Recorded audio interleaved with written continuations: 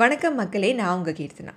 நிறைய பேர் என்கிட்ட எப்படி நீங்கள் நியான நாளில் பார்ட்டிசிபேட் பண்ணீங்க, அங்கே எப்படி இருந்தது அப்படின்னு கேட்டுகிட்டே இருந்தாங்க.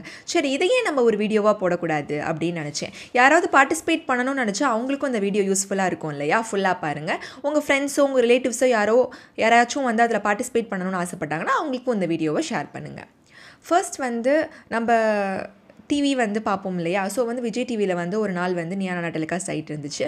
அப்போ கீழே வந்து காண்டாக்ட் நம்பர், நீங்கள் வந்து பார்ட்டிசிபேட் பண்ணணும்னு நினச்சிங்கன்னா நீங்கள் காண்டாக்ட் பண்ணுங்கன்னு சொல்லிட்டு காண்டாக்ட் நம்பர் கொடுத்துருந்தாங்க. அதில் டைட்டிலும் கொடுத்துருந்தது. அந்த டைட்டில் பர்சனலாக எனக்கு வந்து கனெக்ட் ஆன மாதிரி எனக்கு ஃபீல் ஆச்சு. சரி, ஓகே, நம்ம பார்ட்டிசிபேட் பண்ணலாமே அப்படின்னு சொல்லிட்டு அந்த நம்பருக்கு வந்து நான் கால் பண்ணேன். கால் பண்ணதுக்கப்புறம் என்னோடய டீட்டெயில்ஸ்லாம் வந்து அவங்க கேட்டுக்கிட்டாங்க. கேட்டதுக்கப்புறம் ஓகே மேம்னு சொல்லிட்டு ஃபோன் வச்சுட்டாங்க. திரும்ப எனக்கு வந்து கால் வந்தது. மறுபடியும் வந்து என்னோடய டீட்டெயில்ஸ் எல்லாம் கேட்டாங்க. நான் என்ன பண்ணுறேன், என்ன ஒர்க் பண்ணுறேன், ஏஜ் என்னது, நான் வந்து அந்த டாப்பிக்கு நான் வந்து எலிஜிபிளா அப்படின்னு நிறைய வந்து கொஷின்ஸ்லாம் கேட்டு ஒரு இன்டர்வியூ மாதிரி வச்சாங்க. எல்லாத்துக்கும் நான் ஆன்சர் பண்ணேன். அதுக்கப்புறம் நான் ஃபோன் வச்சுட்டேன். திரும்ப வந்து 2-3 டேஸாக கண்டினியூவாக கால் வந்துகிட்டே இருந்துச்சு. எல்லா இன்டர்வியூவுமே நான் கால்லேயே வந்து அட்டன் பண்ணேன். அதுக்கப்புறம் ஃபைனலாக ஒரு கால் வந்தது. உங்கள் பாஸ்போர்ட் சைஸ் ஃபோட்டோ வந்து நீங்கள் ஷேர் பண்ணுங்கள், நாங்கள் வந்து டைரக்டர் கிட்ட காமிக்கணும், நீங்கள் வந்து செலக்டட் அப்படின்னு. அதுக்கப்புறம் வந்து ஃபைனல் கால் வந்துச்சு. நீங்கள் செலக்ட் ஆகிட்டீங்க, இந்த மாதிரி வந்து ஒரு 1 வீக்கில் வந்து நீங்கள் அரேஞ்ச் பண்ணிக்கோங்க, உங்களுக்கு வந்து ஷூட் இருக்குது அப்படின்னு சொன்னாங்க. எந்த ஒரு ப்ரிப்ரேஷனுமே கிடையாது. நம்மளை பற்றி தான் கேட்டுக்கிட்டாங்க. இது மாதிரி நீங்கள் ப்ரிப்பேர் பண்ணுங்கள், இது மாதிரிலாம் நீங்கள் பேசணும் அப்படின்லாம் எதுவுமே அவங்க சொல்லலை. நானும் வந்து அந்த டாபிக் மட்டும் தான் எனக்கு தெரியும். மற்றபடி அங்கே போய் என்ன பேசணும் அதெல்லாம் எந்த ஐடியாவும் இல்லை. நானும் எந்த ப்ரிப்ரேஷனுமே பண்ணலை. அதுக்கப்புறமே வந்து அங்கே வந்து ரீச் ஆகிட்டோம். செட்டில் பார்த்தீங்கன்னா வந்து பூந்தமல்லியில் தான் அந்த செட் இருக்குது. ஸோ வந்து பார்த்திங்கன்னா செட் மாதிரியாக நான் செட் மாதிரி போட்டிருந்தாங்க. நிறைய விஜய் டிவியில் நடக்கிற ஷோஸ், மற்ற சேனலில் நடக்கிற ஷோஸ் எல்லாமே வந்து அந்த செட்குள்ளே தான் வந்து நடக்கும். அதே மாதிரி பார்த்திங்கன்னா எனக்கும் ஒரு செப்பரேட் வந்து போட்டிருந்தாங்க, செட் போட்டிருந்தாங்க. அதுக்கப்புறம் பார்த்திங்கன்னா வந்து ரூம் கொடுத்துட்டாங்க. எப்படின்னா வந்து ஒரு 2 ரூம், ஒன்று வந்து பாய்ஸ்க்கு, ஒன்று வந்து கேர்ள்ஸ்க்கு. அப்போ வந்து பார்த்திங்கன்னா எல்லாருமே இப்போ வந்து அங்கே பார்ட்டிசிபேட் பண்ணுவாங்க இல்லையா, விமென்ஸ் எல்லாமே வந்து அந்த ரூமில் தங்கிக்கலாம். மென் எல்லாமே செகண்ட் ரூமில் வந்து அவங்க ஸ்டே பண்ணிக்கலாம். உள்ளே பார்த்திங்கன்னா ரூமில் வந்து எல்லா ஃபெசிலிட்டிஸுமே இருக்கும். மிரர், அப்புறமே வந்து பார்த்திங்கன்னா ஒரு காட் கூட இருக்கும். ஏன்னா ரொம்ப தூரம் ட்ராவல் பண்ணிட்டு வரவங்களாம் கொஞ்சம் நேரம் ரெஸ்ட் எடுக்கலாம் இல்லையா? ஸோ எல்லாருமே வந்து அங்கே வந்து இருந்துக்கலாம். லேடிஸ் எல்லாமே அந்த இடத்துல இருந்துக்கலாம். அங்கேயே உள்ளே ரெஸ்ட் ரூம் எல்லாமே இருக்கும். பக்கத்துலேயே வந்து கோபிநாத் சாரோட ரூமும் இருக்கும், அவர் வந்து கிளம்புறதுக்கு. அப்படி நாங்கள் போகிறப்போ வந்து மார்னிங் ஒரு ஷோ நடந்துச்சு, அண்ட் தென் ஈவினிங் வந்து ஒரு ஷோ நடந்துச்சு. அந்த ஈவினிங் ஷோக்கு தான் வந்து நம்மளோட டாபிக் அது. அதுக்கப்புறம் நிறைய ஃபேமிலி பார்த்துக்கிற கேர்ள்ஸ் எல்லாமே வந்து அந்த ஒரு ஊரில் இருந்துமே வந்திருந்தாங்க. எல்லாமே ஒரு ரூமில் வந்து நாங்கள் கேதர் ஆகியிருந்தோம். அதுக்கப்புறம் ஃபர்ஸ்ட் வந்து ஒரு ஷோ போயிட்டு இருந்துச்சு, அது முடிஞ்சிருச்சு. அது முடிஞ்சதுக்கப்புறம் ஒரு நாளில் 2 ஷோ நடக்கும். நம்மளுக்கு டெலிகாஸ்ட் ஆகிறது தான் வேறு.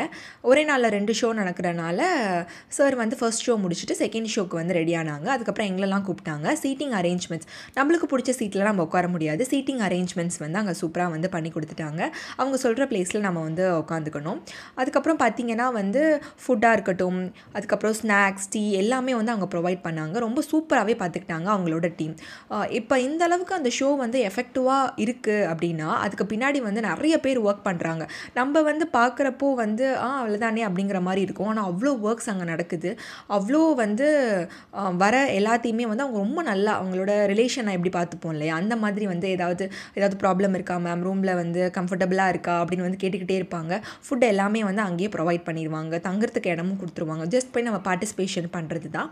அதுக்கப்புறம் சீட்டிங் அரேஞ்ச்மெண்ட்ஸ் எல்லாமே வந்து கொடுத்துட்டாங்க. அதுக்கப்புறமே வந்து ஓனாக வந்து கோபிநாத் சார் வந்து கொஷின் கேட்க நம்ம வந்து ஆன்சர் பண்ணணும். அந்த இடத்துல வந்து அது எப்படி இருக்கும்னா ஸ்கிரிப்டடோ அதெல்லாம் கண்டிப்பாக கிடையாது. நிறைய பேர் வந்து இது வந்து ஸ்கிரிப்டடு முன்னாடியே சொல்லி கொடுத்துருவாங்க அப்படிலாம் சொல்லுவாங்க. கண்டிப்பாக இது ஸ்கிரிப்டட் வந்து 1% கூட கிடையாது. அங்கே போய் சார் பேச நம்மளோட எமோஷனோட கனெக்ட் ஆகி நம்ம மனசில் இருக்கிறது, நம்ம என்ன நினைக்கிறோம் அப்படிங்கிறது, அப்படி அந்த நேரத்தில் நம்மளுக்கு என்ன மைண்டில் தோணுது அதுதான். மற்றபடி அது வந்து ஸ்கிரிப்டட் முன்னாடி சொல்லி கொடுத்துருவாங்க, அதெல்லாம் வந்து கிடையவே கிடையாது. வெளியிலேருந்து பார்க்குற சில பேர் வந்து அப்படி நினைக்கலாம், ஆனால் எதுவுமே அங்கே கிடையாது. அங்கே நடக்கிறது எல்லாமே 100% உண்மை. நம்ம கூட நினைப்போம்ல சில ஷோஸ்லாம் அழுதா கூட வந்து அதெல்லாம் சும்மா ஆக்டிங்கு டிஆர்பிக்காக பண்ணுறாங்க அந்த மாதிரிலாம். ஆனால் இந்த ஷோ வந்து 1% கூட அப்படி கிடையாது. எல்லாமே வந்து ஃபுல் அண்ட் ஃபுல் பார்த்திங்கன்னா நார்மல் பீப்புளை வச்சு ரியல் லைஃப்பில் என்னென்ன நடக்குது, ப்ராப்ளம்ஸ் என்னென்ன ஃபேஸ் பண்ணுறாங்க, இதுக்கு வந்து ஏதாவது சொல்யூஷன் இருக்கா அப்படின்னு கொடுக்குற ஒரு சூப்பரான ரியாலிட்டி ஷோனா அதுதான். நான் பார்ட்டிசிபேட் பண்ணேங்கிறதுக்காக சொல்லலை, அங்கே போன ஒன் கைண்ட் ஆஃப் எக்ஸ்பீரியன்ஸ். சரி இதை உங்ககிட்ட ஷேர் பண்ணிக்கலாம் அப்படின்னு தோணுச்சு. அதே மாதிரி நிறைய பேருக்கு டவுட் இருக்கும். கிஃப்ட் வவுச்சரும் கொடுத்தாங்க இல்லையா, அது வந்து கேஷாலாம் கொடுக்க மாட்டாங்க. நம்ம வந்து ஒரு ஃபியூ டேஸில் வந்து வீட்டுக்கு வந்து நம்மளுக்கு லெட்டர் வரும். அதுக்கப்புறம் அந்த கிஃப்ட்டு வந்து அந்த அமௌண்ட்டுக்கு வந்து நம்ம வந்து என்னனாலும் பர்ச்சேஸ் பண்ணிக்கலாம். இப்போ 5000 கிஃப்ட் வவுச்சர்னால் அந்த 5000க்குள்ளே அந்த பர்டிகுலர் ஷாப்புக்கு போய் நம்மளுக்கு என்ன வேணுமோ வந்து நம்ம வாங்கிக்கலாம். இதுதான் வந்து ப்ரொசீஜர். இந்த மாதிரி தான் நான் அட்டென்ட் பண்ணேன். உங்களுக்கு வந்து இந்த மாதிரி அட்டென்ட் பண்ணணும் அப்படின்னு ஆசையாக இருந்துச்சு, இல்லை உங்களுக்கு அந்த டாப்பிக்கில் வந்து பார்ட்டிசிபேட் பண்ணணும்னு ஆசையாக இருந்துச்சுன்னா நீங்கள் வந்து என்ன மாதிரி கூட நீங்கள் பண்ணலாம். இந்த வீடியோ உங்களுக்கு வந்து ஹெல்ப்ஃபுல்லாக இருக்கும்னு நான் நினைக்கிறேன். Thank you for supporting me. நிறைய பேர் வந்து அந்த வீடியோ பார்த்துட்டு என்னை ப்ளெஸ் பண்ணாங்க. நிறைய பேர் வந்து அவங்க வீட்டு ஒரு பொண்ணாக நினச்சாங்க. அதெல்லாம் எனக்கு ரொம்ப பார்க்குறப்போ வந்து சந்தோஷமாக இருந்துச்சு. நிறைய பேரோட என்னால் கனெக்ட் ஆக முடிஞ்சிச்சு. நிறைய பேர் என்ன பிளெஸ்ஸிங்ஸ் எனக்கு வந்து ரொம்ப நிறைய பேரோட பிளெஸ்ஸிங் கிடச்சிது. நான் வந்து மனுஷங்களோட பிளெஸ்ஸிங் தான் ரொம்ப வந்து நான் வந்து பெருசாக நினப்பேன். பீப்புள் கூட கனெக்ட் ஆகணும், நல்ல நல்ல மனுஷங்கள்லாம் நம்ம கூட வந்து கடைசி வரைக்கும் இருக்கணும் அப்படின்லாம் நான் ரொம்ப நினப்பேன். அப்படி இருக்கிறப்போ எனக்கு நிறைய பேரோட பிளெஸ்ஸிங் வந்து நெக்ஸ்ட் லெவல் போகிறதுக்கு ரொம்ப எனக்கு ஹெல்ப்ஃபுல்லாக இருந்துச்சு.